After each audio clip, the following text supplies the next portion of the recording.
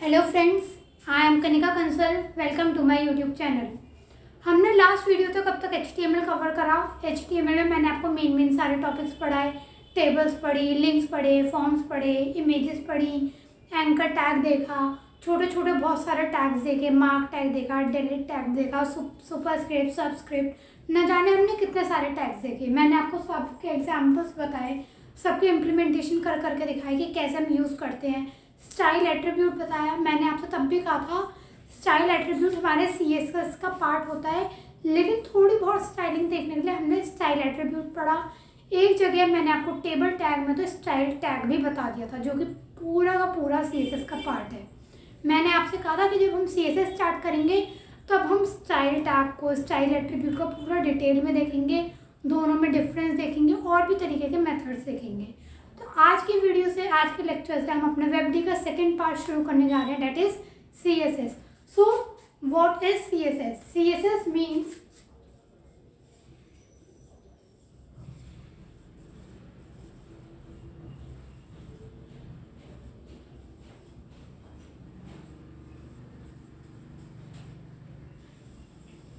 Cascading style sheet. मतलब एक ऐसी शीट जिसमें हम सारे स्टाइल्स लगाएंगे, एक ऐसी फाइल, एक सेपरेट फाइल कह सकते हैं, एक ऐसा पार्ट कह सकते हैं, एक ऐसा ब्लॉक कह सकते हैं फाइल का, जिसमें सिर्फ क्या होंगे, स्टाइलिंग होगी हमारी, जो कि क्या करेगी, हमारे किसी भी वेब पेज को स्टाइल देने में हेल्प करेगी। मीन्स हमने HTML की हेल्प से अपना बेसिक वेब पेज क्रिएट करा, किसी भी वेब पेज का, किसी भी वेबसाइट का एक बेसिक स्ट्रक्चर क्रिएट करा, अब उस स्ट्रक्चर को, उस वेब पेज को स्टाइलिंग कौन देता है? CSS। CSS का काम क्या होता है, हमारे वेब पेज के, हमारे वेबसाइट का जो बेसिक स्ट्रक्चर है उसको इंटरेक्टिव बनाना, उसको बहुत ज़्यादा अट्रैक्टिव बनाना, उसको स्टाइलिंग देना। सो CSS होता है कास्केडिंग स्टाइल शीट। तो इसमें हम अलग अलग तरीके की स्टाइलिंग देखेंगे, चाहे वो बैकग्राउंड से रिलेटेड हो, चाहे वो इमेजेस से रिलेटेड हो, चाहे वो टेक्स्ट से रिलेटेड हो, कि हम कैसे टेक्स्ट पे, बैकग्राउंड पे, इमेजेस पे, बॉर्डर्स पे स्टाइलिंग कर सकते हैं अपने वेब पेज को अट्रैक्टिव बनाने के लिए, अपने कंटेंट को, अपने स्ट्रक्चर को और भी ज़्यादा अच्छा और खूबसूरत बनाने के लिए। CSS की अगर हम बात करें तो बेसिकली हमारे 3 तरीके का होता है CSS। कौन कौन सा? Inline, internal and external. हम 3 तरीके के CSS देखेंगे, इनलाइन, इंटरनल एंड एक्सटर्नल। अब इन तीनों को अलग अलग क्यों डिफाइन करने की ज़रूरत पड़ी, किसके ऊपर कौन सा अच्छा है, तीनों में से कौन सा ज़्यादा बेटर है, ये तीनों में बेसिकली डिफरेंस क्या है, ये आज की वीडियो में हम अपनी इस इंट्रो वीडियो में, CSS के इंट्रो में देखेंगे। Inline CSS। इनलाइन CSS वैसे मैं कहूँ तो आप ऑलरेडी पढ़ चुके हो, मैं ऑलरेडी आपको बता चुकी हूँ। स्टाइल एट्रीब्यूट मैंने आपको बताया था। स्टाइल एट्रीब्यूट क्या करता है, HTML के जो आपके एलिमेंट्स हैं आपको उन्हें स्टाइलिंग देनी थी। जैसे कि आपने हेडिंग्स देखी थी, ठीक है, हेडिंग्स देखी, पैराग्राफ टैग देखा था, टेबल टैग के अंदर आपने TR देखा, TD देखा, TH देखा, इनमें आपने स्टाइल एट्रीब्यूट लगाया था। सो बेसिकली इनलाइन के अंदर आपका स्टाइल एट्रीब्यूट ही आता है। मीन्स जब आप अपने HTML एलिमेंट्स को अलग अलग डिफरेंट एलिमेंट्स को डिफरेंट स्टाइलिंग देना चाहते हैं, हेडिंग को अलग स्टाइलिंग देनी है, पैराग्राफ को अलग स्टाइलिंग देनी है, या हर टेबल के हर डेटा को, मान लीजिए आपकी टेबल है जिसमें 2 रो है और 2 ही कॉलम है, आप चाहते हो इसका बैकग्राउंड कलर ब्लू हो, इसका ग्रीन हो, इसका येलो हो, इसका ऑरेंज हो, लेट्स से, तो आप क्या करते, आप हर TD में अलग से स्टाइल देके बैकग्राउंड कलर इसका येलो, ग्रीन, ब्लू, रेड ऐसे सेट करते, हर TD को आप अलग स्टाइलिंग देते। तो वो स्टाइलिंग कैसे देते हैं हर TD को, आप स्टाइल एट्रीब्यूट से देते थे, पढ़ा चुकी हूँ मैं आपको ऑलरेडी, आप देख सकते हैं प्रीवियस वीडियोस में। सो बेसिकली इनलाइन एट्रीब्यूट में हम वही पढ़ने वाले हैं। इट मीन्स हम ये कह सकते हैं कि आप इनलाइन एट्रीब्यूट तो ऑलरेडी कर चुके हो, स्टाइल एट्रीब्यूट आप ऑलरेडी यूज कर चुके हो, दैट इज इनलाइन CSS। अब मैं बात करूँ इंटरनल CSS, मैं कहूँ तो आप इंटरनल भी देख चुके हो। आपने स्टाइल टैग यूज़ करा था टेबल में आपको याद हो, मैंने आपसे कहा था आप बॉर्डर दे रहे थे, जब हमने टेबल टैग पढ़ा था मैंने आपको उसमें बॉर्डर देना सिखाया था। कैसे देते थे, बॉर्डर 1px सॉलिड ब्लैक, ऐसे बॉर्डर दिया करते थे हम लोग। मैंने आपसे क्या कहा था, मैंने आपको उसमें टेबल में, TR में, TH में, TD में, हर किसी में बॉर्डर दिलवाया था। मैंने आपसे कहा था आप बार बार एक ही लाइन हर जगह लिखोगे, हर TD में, हर TR में, हर TH में बार बार बॉर्डर 1px सॉलिड ब्लैक में लिखने की बजाय मैंने आपसे कहा था कि आप हेड टैग में जाके स्टाइल टैग दो। और उसमें कैसे दिखाया था मैंने आपको, टेबल TR TH TD और स्क्वायर ब्रेसेस में मैंने आपको बॉर्डर वाली स्टाइलिंग दिलवा दी थी, याद है आपको? ये मैंने आपको स्टाइल टैग के अंदर करवाया था। सो बेसिकली ये क्या होता है, ये ही हमारा इंटरनल CSS होता है कि हमने क्या करा, HTML फाइल के अंदर ही हेड टैग के अंदर एक स्टाइल टैग दिया और बॉडी में स्टाइलिंग ना करके हमने क्या करा था, स्टाइल टैग के अंदर सारी स्टाइलिंग दे दी थी। सो बेसिकली इसी को जब हम ऐसे स्टाइल टैग हेड टैग के अंदर यूज़ करके स्टाइल टैग यूज़ करते हैं और उसके अंदर जब हम स्टाइलिंग देते हैं बॉडी टैग के अंदर देने के बजाय, so that is known as internal CSS। Means inline का मतलब क्या हुआ, हर लाइन में अलग अलग स्टाइलिंग देना है स्टाइल एट्रीब्यूट को यूज़ करके। इंटरनल का मतलब है कि फाइल तो वही रहेगी सेम, हमारी HTML फाइल में ही स्टाइलिंग दे रहे हैं, बट बस फ़र्क कितना होगा कि अलग अलग हर लाइन में स्टाइल एट्रीब्यूट यूज़ करके स्टाइलिंग ना देके हमने एक स्टाइल टैग क्रिएट करा हेड टैग के अंदर और उस स्टाइल टैग के अंदर सारी CSS सारी स्टाइलिंग लगाई है। सो आई होप आपको ये दो चीज़ तो क्लियर हो गई होंगी, what is inline, what is internal. Now what is external, आप नेम से समझ पा रहे होगे इंटरनल मतलब क्या था, सेम फाइल के अंदर हम स्टाइलिंग दे रहे हैं, बस एक ब्लॉक बना दिया, एक स्पेशल टैग बना दिया, that is style tag. But external में क्या होगा, फाइल ही बदल जाएगी। मीन्स इसमें क्या होगा, आपकी HTML फाइल अलग होगी और CSS फाइल अलग होगी। आपको जितना भी स्ट्रक्चर का काम करना है वो आप HTML फाइल में करोगे और स्ट्रक्चर में जितनी भी आपको स्टाइलिंग देनी थी वो आप CSS फाइल में दोगे। HTML फाइल को आप .html एक्सटेंशन से सेव करते थे, CSS फाइल को आप .css एक्सटेंशन देके सेव करोगे। और आपको क्या करना होगा, अगेन इन दोनों को लिंक करने के लिए इस CSS फाइल को आप लिंक कर दोगे HTML फाइल में। अब वो लिंक कैसे होगा, जो आप यहाँ पे स्टाइल टैग यूज़ कर रहे थे, स्टाइल टैग आप यहाँ भी यूज़ करोगे, सेम हेड टैग के अंदर आपका स्टाइल टैग जाएगा, बट ये वाली ऐसे स्टाइलिंग ना देके आप लिंक टैग के थ्रू लिंक टैग के थ्रू href एट्रीब्यूट यूज़ करके आप इस CSS फाइल का पाथ दे दोगे उस लिंक टैग के अंदर। आपको और कुछ भी नहीं करना, आपका क्या तीनों समझ आए। इनलाइन में क्या कर रहे थे हम, जब हमें HTML एलिमेंट्स को स्टाइलिंग देनी थी तो हम हर एट्रीब्यूट हर एलिमेंट में बॉडी टैग के अंदर स्टाइल एट्रीब्यूट यूज़ कर रहे थे और उस स्टाइल एट्रीब्यूट में हम हर किसी को स्टाइलिंग दे रहे थे। इससे क्या हो रहा था, ये आपका कब यूज़फुल होता है, अगर मैं तीनों में डिफरेंस बताऊँ कि कौन सा बेटर है।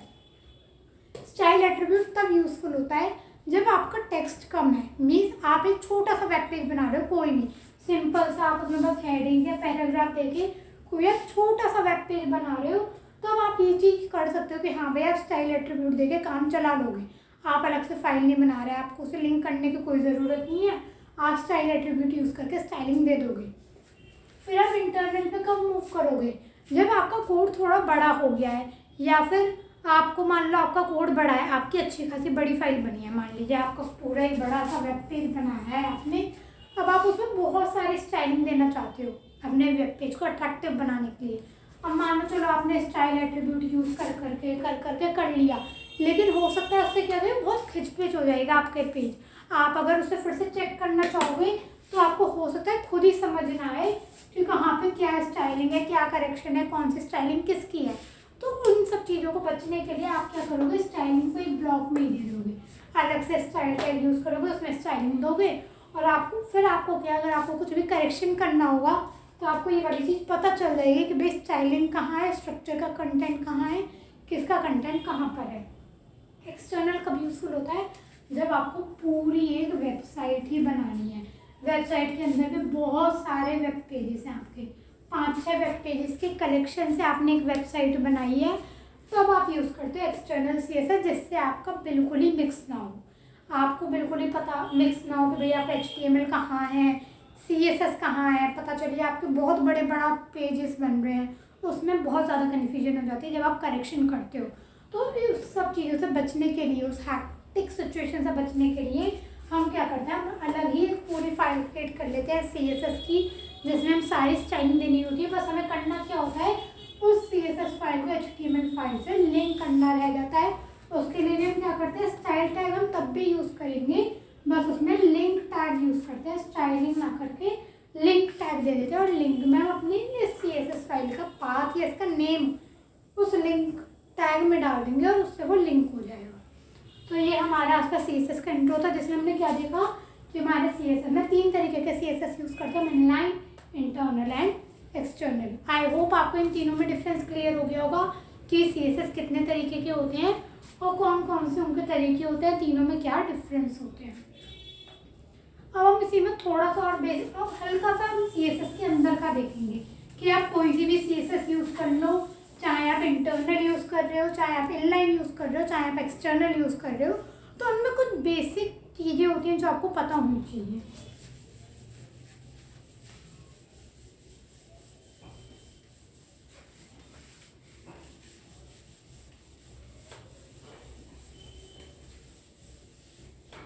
हम CSS के अंदर क्या पढ़ने वाले हैं, नेक्स्ट चीज, एक मेन टॉपिक दैट इज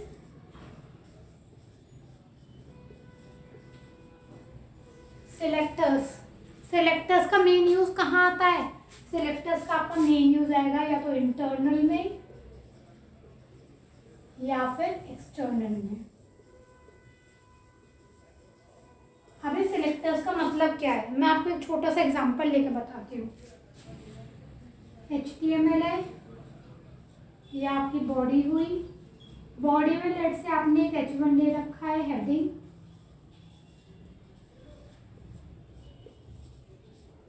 आपने एक पैराग्राफ ले रखा है। मैं इसी के अंदर भी फिलहाल पैराग्राफ ही लिख रही हूँ नॉर्मल, क्योंकि मैं सिर्फ आपको अभी समझा रही हूँ। पैराग्राफ, आपने बॉडी टैग क्लोज कर दिया, आपने HTML क्लोज कर दिया। ये मान लीजिए आपका कोई नॉर्मल सा वेब पेज है, बिल्कुल सिंपल, बहुत ही छोटा सा एग्जांपल लेके बता रही हूँ।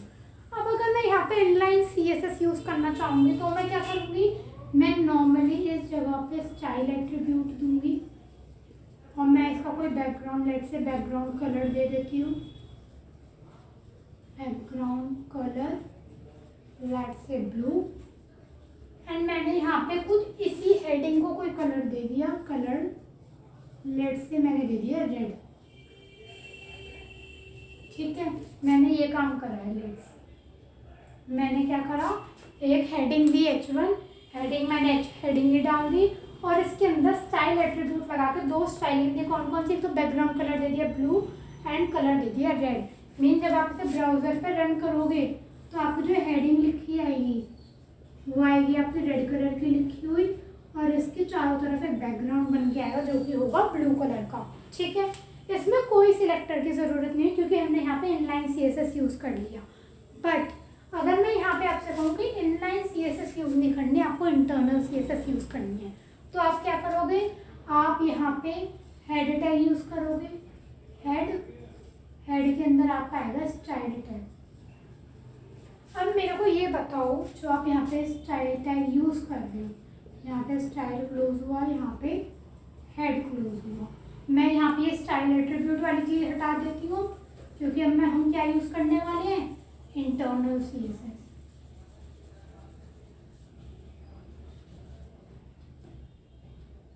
अब मेरा आपसे क्वेश्चन एक ये है, अभी तक जो आपने इनलाइन CSS यूज़ करा तो आपने क्या करा था, H1 के अंदर जाके स्टाइल एट्रीब्यूट लगाया था, जिससे कि हमें पता चले कि जो हम स्टाइलिंग लगाने वाले हैं वो किसके ऊपर लगा रहे हैं, हम हेडिंग के ऊपर, H1 के ऊपर। इसका मतलब जो भी बैकग्राउंड कलर हो, कलर आएगा वो किसको मिलेगा, इस पर्टिकुलर हेडिंग को मिलेगा।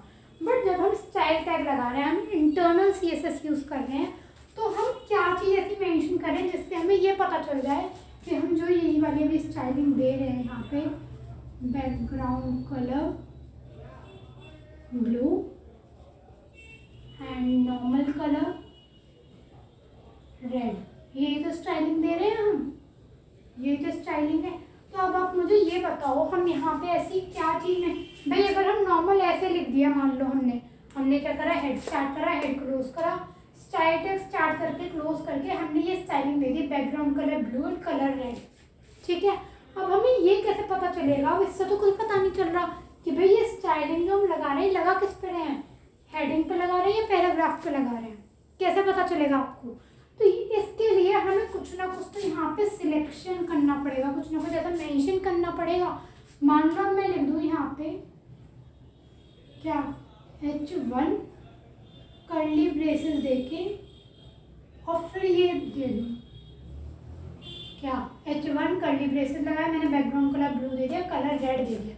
अब जरूर हमें पता चल रहा है कि भाई जो ये स्टाइलिंग लगी है, जो ये हमने दो स्टाइलिंग दी है, बैकग्राउंड कलर एंड कलर, ये H1 पे होनी है। तो जब हम इसे रन करेंगे तो ये स्टाइलिंग कहाँ लग जाएगी, हमारी हेडिंग पे। तब हमें वही आउटपुट मिलेगा यहाँ भी जो हमें इनलाइन से मिल रहा था। क्यों, क्योंकि हमने यहाँ पे कोई एलिमेंट सिलेक्ट कर लिया। सिलेक्ट, हमने यहाँ से कोई एलिमेंट सिलेक्ट करा है कि भाई हमें इन दोनों में से कौन सा सिलेक्ट करना है, हमने H1 सिलेक्ट करके यहाँ पे H1 डाल दिया कि भाई ये जो स्टाइलिंग है ये H1 टैग पे लग जाए। जैसे ही हमारा ब्राउजर देखेगा कि H1 लिखा है तो वो ये स्टाइलिंग किस पे लगा देगा, हमारे H1 टैग्स के जो कंटेंट है उस पर लगा देगा। तो हमने कुछ ना कुछ तो सिलेक्ट करा, सो दैट इज सिलेक्टर्स। तो सिलेक्टर्स हमारे किस में काम आए, इंटरनल में काम आया, सेम हमारे एक्सटर्नल में काम आएगा। भाई अब जब हम CSS की सेपरेट फाइल बनाएंगे तो वहाँ पे भी तो हमें मेंशन करना पड़ेगा कि हम जो ये स्टाइलिंग चाह रहे हैं ये हम चाह किस पर रहे हैं, H1 पे चाह रहे हैं या P पर चाह रहे हैं, तो वहाँ पे भी हमें ऐसे लिखना पड़ेगा। तो वहाँ पे भी सिलेक्टर का काम आ गया। इनलाइन में काम नहीं आया था, क्यों, क्योंकि हम लगा ही H1 के अंदर रहे थे स्टाइल एट्रीब्यूट। आई होप आपको ये वाली चीज़ समझ आई होगी कि ये सिलेक्टर्स जो हैं इनका यूज़ क्या है और ये इनलाइन पे क्यों नहीं लगते हैं, इंटरनल और एक्सटर्नल पे ही क्यों लग रहे हैं। ठीक है, अब ये मैंने आपको बता दिया कि सिलेक्टर्स का क्या क्या काम होता है। अब सिलेक्टर्स भी आपके 3 तरीके के होते हैं, 3 नहीं बल्कि 4-5 तरीके के होते हैं एक्चुअली, अगर मैं आपको सच बताऊं। लेट्स से कौन कौन से, पहला आता है आपका यूनिवर्सल स्टार, दूसरा आता है आपका ग्रुपिंग, कॉमा, यहाँ पे कुछ है, यहाँ पे कुछ है, फिर कॉमा। ठीक है, अभी मैं लिख रही हूँ, आई होप आपको, मेरे को पता है आपको समझ नहीं आ रहा होगा, बट अभी मैं लिख रही हूँ, अभी मैं आपको क्लियर करूँगी कि मेरा इन सबसे क्या मतलब है। क्लास सिलेक्टर जिसको हम दिखाते हैं डॉट से, and fourth one is ID selector, इसको हम दिखाते हैं हैश। अब ये 4 तरीके के कौन से सिलेक्टर्स आ गए भाई, मैंने अभी तक आपको बताया पहले तो कि सिलेक्टर्स ही किस किस में यूज़ होते हैं, सिलेक्टर्स होते क्या हैं, ये तो आपको समझ आ गया होगा सिलेक्टर्स क्या हैं। इसी हाँ वैसे चलो वो ग्रुपिंग में ही आ जाएगा, नो वरीज। तो मैंने आपको ये बता दिया सिलेक्टर्स क्या होते हैं, ये आपको समझ आ गया। अब मैं पहले आपको चलो ग्रुपिंग ही बताती हूँ कि ग्रुपिंग सिलेक्टर क्या है, बल्कि अब मैं आपसे फिर से वही कहूँगी, ग्रुपिंग सिलेक्टर भी आप यूज़ कर चुके हो। अगर आपको याद हो, आप टेबल वाली जो मैंने आपको टेबल वाली वीडियो बताई थी जिसमें मैंने आपको टेबल समझाया था, आप उस वीडियो पे जाके देख सकते हैं, जैसे ना याद हो। उसमें मैंने आपको क्या बताया था कि आप क्या कर रहे थे, जब बार बॉर्डर बॉर्डर बॉर्डर, टेबल को भी दे रहे हो, TR को भी दे रहे हो, TH को भी दे रहे हो, TD को भी दे रहे हो, जब आप हर किसी में बॉर्डर अप्लाई कर रहे थे तो उस समय पे मैंने आपसे कहा था कि आपको बार बार बॉर्डर वाली स्टाइलिंग हर किसी को देने की ज़रूरत नहीं है।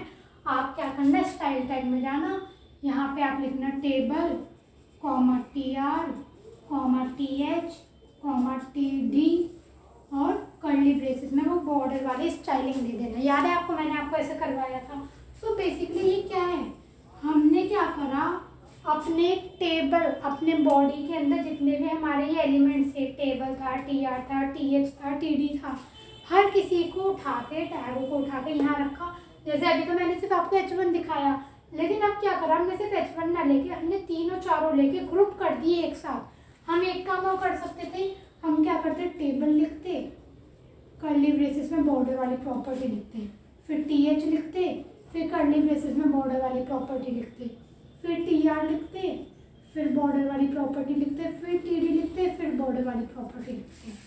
ठीक है, ये करते, ये क्या था, हमारा एलिमेंट सिलेक्टर होता है इसे बेसिकली, क्योंकि हम एलिमेंट ही उठा रहे हैं, एलिमेंट का नाम ही उठा रहे हैं, इसीलिए मैंने कहा था इसमें 5th भी आ गया, कौन सा, एलिमेंट सिलेक्टर। आपने क्या करा, एलिमेंट का एग्जैक्ट नाम उठा के मेंशन कर दिया यहाँ पर और आपने टैग ही तो नहीं लगाए हैं, हमने टेबल TR TD TH आपने एलिमेंट का पूरा नाम एज इट इज उठा लिया और बस क्या करा, कर्ली ब्रेसेस में स्टाइलिंग दे दी। तो ये तो था नॉर्मल एलिमेंट सिलेक्टर। ये भी क्या है, नॉर्मल एलिमेंट सिलेक्टर कि आपने सिर्फ H1 उठा लिया सीधा और कर्ली ब्रेसेस में स्टाइलिंग दे दी। इसे हम कहते हैं एलिमेंट सिलेक्टर। आई होप आपको क्लियर हो गया कि हमने क्या करा, एलिमेंट का नाम ही सिलेक्ट कर लिया सीधा। सो एलिमेंट सिलेक्टर। ग्रुपिंग सिलेक्टर क्या हुआ, बार बार ऐसे ना लिख के टेबल को दो, फिर सेम TR को दो, फिर सेम TH को दो, सेम TD को दो। हमने क्या करा, table comma TR comma TH comma TD comma comma करके सारे एलिमेंट के नेम लिख दिए और एक ही बारी में कर्ली ब्रेसेस में उसकी स्टाइलिंग दे दी। क्योंकि हमें क्या करना था, हमें सारे एलिमेंट को सेम स्टाइलिंग देनी थी, इसलिए हमने अलग अलग लिख के एक साथ ग्रुप करके लिख दिया। सो दैट इज ग्रुपिंग सिलेक्टर। तो आई होप आपको ये दो तो क्लियर हो गए होंगे, एलिमेंट सिलेक्टर क्या होता है, ग्रुपिंग सिलेक्टर क्या होता है। अब हम देखते हैं यूनिवर्सल सिलेक्टर।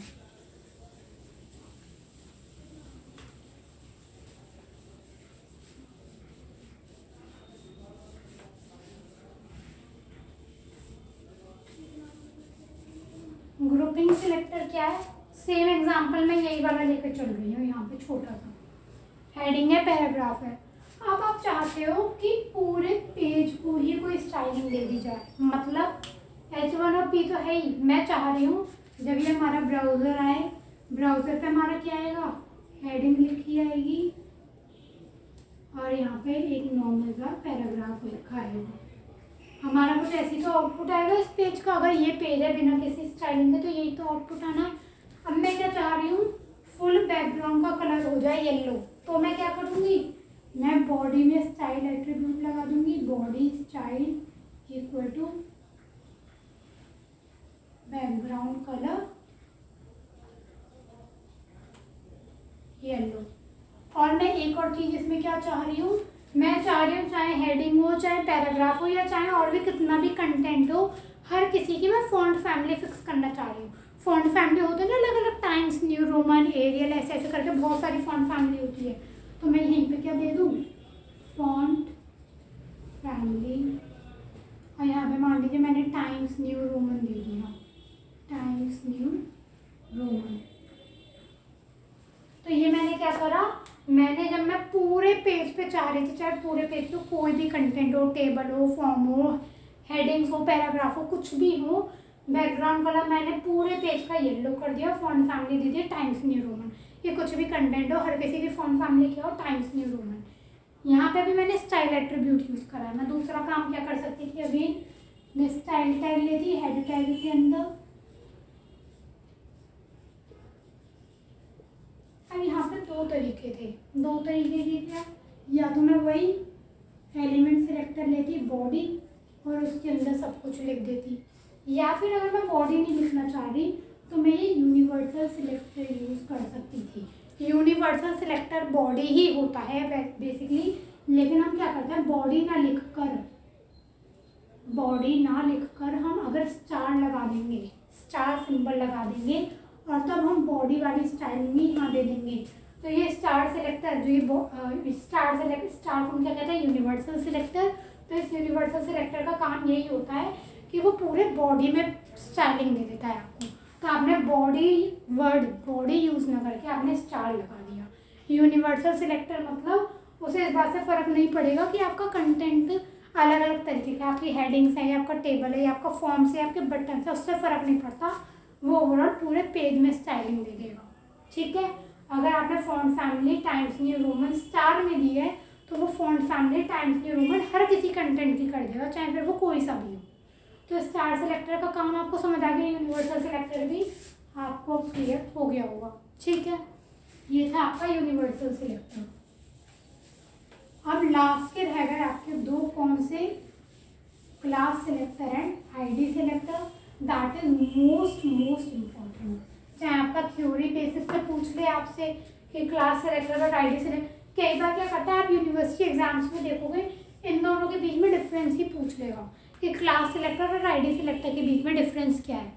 पहला डिफरेंस, इसमें डॉट लगती है, इसमें हैशटैग लगता है। अब इसका मतलब क्या है मैं आपको समझाती हूँ। ये आपका सिंपल से एग्जाम्पल, H1 है, एक पैराग्राफ है। अब मैं क्या करूँगी, जब मेरे को स्टाइलिंग देनी है, यहाँ पे मैं इंटरनल स्टाइलिंग, इंटरनल CSS की ही बात कर रही हूँ, इनलाइन की नहीं कर रही हूँ। इनलाइन तो आपको समझ आई गया, आप सिंपली स्टाइल एट्रीब्यूट देकर नॉर्मली कर दोगे, बट मैं कह रही हूँ इंटरनल यूज़ करो। इंटरनल के लिए क्या करना है, अब आपको फिर से आपका स्टाइल टैग आया, स्टाइल टैग क्लोज हो गया।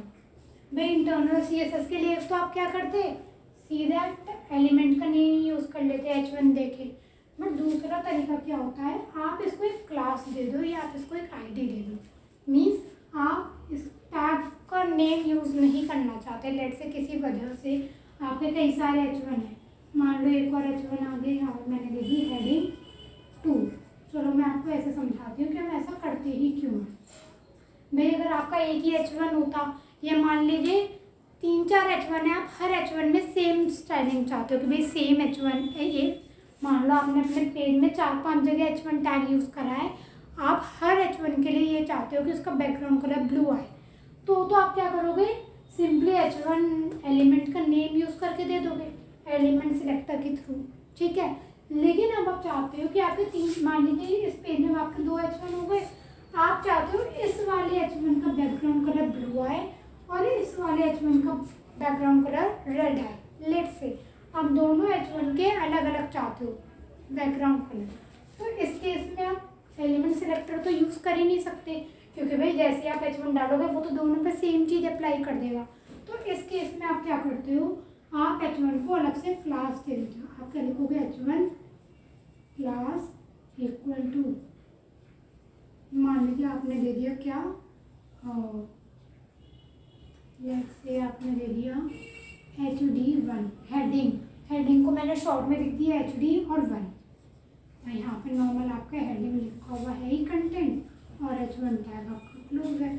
आपने क्या करा, इस बार जब आप ऐसे करना चाह रहे हो कि आपके 2 H1 है और आप दोनों को अलग अलग बैकग्राउंड कलर देना चाहते हो, आपने फर्स्ट वाले H1 के लिए क्या करा, आपने इसे कोई क्लास दे दी, H1 को आपने कोई क्लास दे दिया, उस क्लास का नाम क्या है, HD1।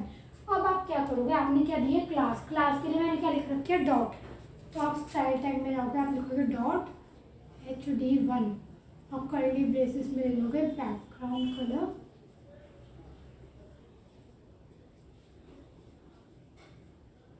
ये लो, और आपने इस वाले H1 को क्या कर दिया, H1 class equal to HD2, यहाँ पे आ गया हेडिंग 2, या हेडिंग भी छोड़ दो चलो, और आपने यहाँ पे क्या करा, डॉट HD2 बैकग्राउंड कलर, और आपने दे दिया लेट से ब्लू।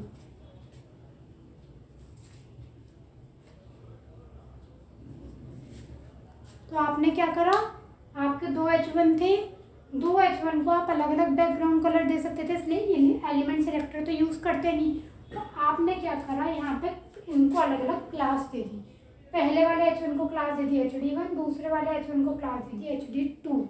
अब आप क्या करोगे, यहाँ पे एलिमेंट का नेम ना सिलेक्ट करके आप क्लास का नेम सिलेक्ट करोगे, आप क्या करोगे, क्लास का नेम सिलेक्ट करोगे। जब क्लास का नेम मेंशन करता है तो हम डॉट लगाते हैं, डॉट HD1 बैकग्राउंड कलर दे दिया, डॉट HD2 बैकग्राउंड कलर दे दिया, तो ये था आपका क्लास सिलेक्टर। अब यहीं पे आप क्लास में देके आप क्या कर सकते थे, ID सिलेक्टर यूज़ कर लेते, H1 ID equal to HD1 heading और H1 क्लोज। तो अब आपको क्या करना पड़ता, डॉट ना लगाकर आपको यहाँ पे हैश लगाना पड़ता। जब आप ID देते हो क्लास देने के बजाय, तो आप डॉट ना लगा के हैश लगाते हो, hash HD1 hash HD2। Clear हुआ दोनों, अब समझ आया कि क्लास और ID हम कब यूज़ करते हैं, कि जब सेम एलिमेंट है बट हम दोनों एलिमेंट्स को अलग अलग देना चाहते हैं स्टाइलिंग, तब हम क्या करते हैं, उनको क्लास या ID प्रोवाइड करा देते हैं, उनके नेम दे देते हैं। जब हम क्लास यूज़ करते हैं तो हम डॉट लगाते थे, और जब हम ID यूज़ करते हैं तो हम जब हम क्लास यूज़ करते हैं, जैसे हमने ID दी है इसको, मान लीजिए ये वाली लाइन हम हटा देते हैं,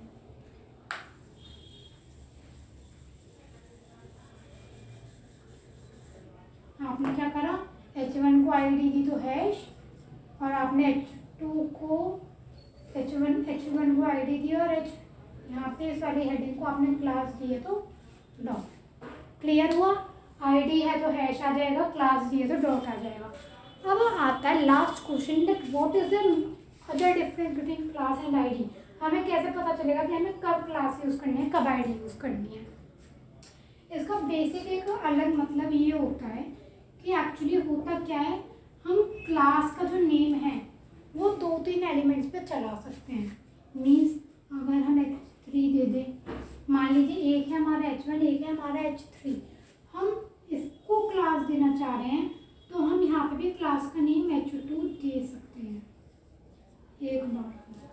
बट अगर हमने कोई H3 दूसरी लिया और उसका हम क्या देना चाह रहे हैं, उसको हम HD1 देना चाह रहे हैं आईडी, तो वो चीज़ नहीं चलती। मीन्स अगर कोई 2 अलग अलग एलिमेंट, मान लीजिए हम पैराग्राफ भी देना चाहते हैं क्लास, तो हम एक बार को क्लास का नेम सेम कर सकते थे HD2, बट आईडी के जो नेम्स होते हैं वो सेम नहीं हो सकते। ये डिफरेंस होता है मेन। बट नॉर्मली यूज़ वैसे हम कुछ भी कर सकते हैं, क्लास या आईडी। मेन जो मैं आपको सिलेक्टर्स बताना चाह रही थी कि कौन कौन से होते हैं, एलिमेंट सिलेक्टर है, यूनिवर्सल सिलेक्टर है, ग्रुपिंग सिलेक्टर है, क्लास सिलेक्टर है, आईडी सिलेक्टर। ये हमारा मेन आज का इंट्रो था हमारे CSS का, जिसमें कि मैंने आपको पहले तो 3 तरीके के CSS